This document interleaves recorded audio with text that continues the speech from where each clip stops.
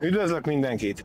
A napokban hoztak hozzánk cseresznyét, méghozzá azért, hogy gyümölcslevet készítsünk belőle, és meglepő módon egy nagyon jó kihozatalt tudtunk elérni, méghozzá 70%-kal tudtuk kipréselni, ami cseresznyénél egy nagyon jó eredmény. Az íze is remek volt, hozta a cseresznyére jellemző ízvilágot, és azért vagyok most úton, mert ellátogatok a termelőhöz, ugyanis engem nagyon érdekel, hogy ezt hogyan termeszti, milyen kialakításban dolgozik. Ez a termelő nem más, mint a Pécs Guido és a felesége, a Kati néni. Legalább 3 gyümölcsöt termelnek, ráadásul ügyfeleim nem csak a cseresznyében, hanem rendszeresen hoznak almát is, és a Nyitott Porta hálózatban is alapító tagok. Görbei Gyümölcsöskert néven találhatóak meg Kisgörbő és Vindornya szőlős között.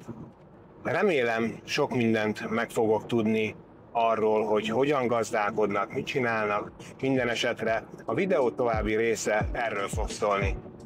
Itt is vagyunk már Kisgörbőn, a Görbei Gyümölcsöskertben, mellettem ül Pécs Guido és felesége Katalin. Pár szóba, hogy indult ez az egész, mert tudom, hogy menned kell már éppen árut kiszállítani, csak hogy mégis már 30 éve elindult ez itt. Igen, hát 30 éve itt sikerült földet szerezni, mindig álom volt a gyümölcs ültetvény. 96-ban lepítettük az első almafákat, az egy 3 hektáros ültetvény volt, aztán hamar rájöttünk, hogy almája mindenkinek van. Bővítettük ezt a 3 hektárt egy újabb, nagyobb területtel, az már 9 hektár volt, 3 hektár cseresznye, 5 hektár körte, és még az almát is bővítettük, és hát azóta ezen a területen gazdálkodunk. A cseresznye direkt úgy van telepítve, hogy 11 fajta.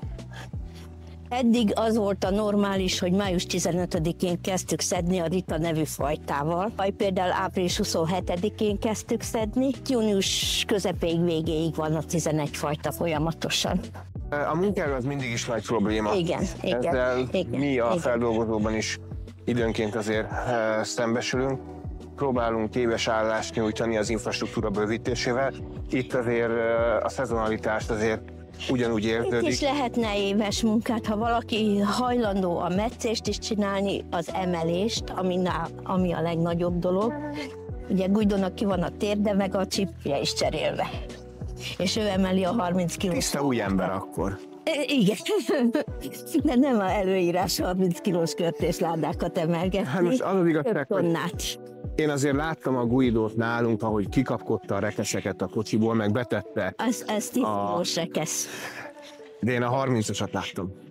Amikor az almát igaz, kivesszük magát a raklapot, de mindig van mögött, és azokat úgy kikapja, hogy a szemem kiesik. Mert ő mutatja, hogy... De azért, hát 75 évesek vagyunk. Elmúltunk 75 évesek. Ez a nagy szemű, az valami fantasztikus. Hát ennél nagyobb szemű is. Ennél? Igen. Az melyik? És mit volt? A Katalin. Tegnap telefonált valaki, hogy jönne még egy kis cefrealmá, és mondtuk, hogy az már márciusban volt utoljára. Igen, emlékszem, hogy azért a vége az jött hozzánk. Mennyit szoktak feldolgoztatni így gyümölcslébe? 2-3-szor viszünk hozzád, és mindig viszünk 3 raklapnyit biztosan. A körtét ugye azt csak zölden lehet igazán csinálni. Ez részben igaz. Igen. Ugyanis a körténél 2 fajta verzió van. Vagy amikor kemény, igen, és akkor préselhető. Amikor puha, akkor ugye a nyomás hatására, hogy a kéznél is működik, nem a lé folyik, hanem minden.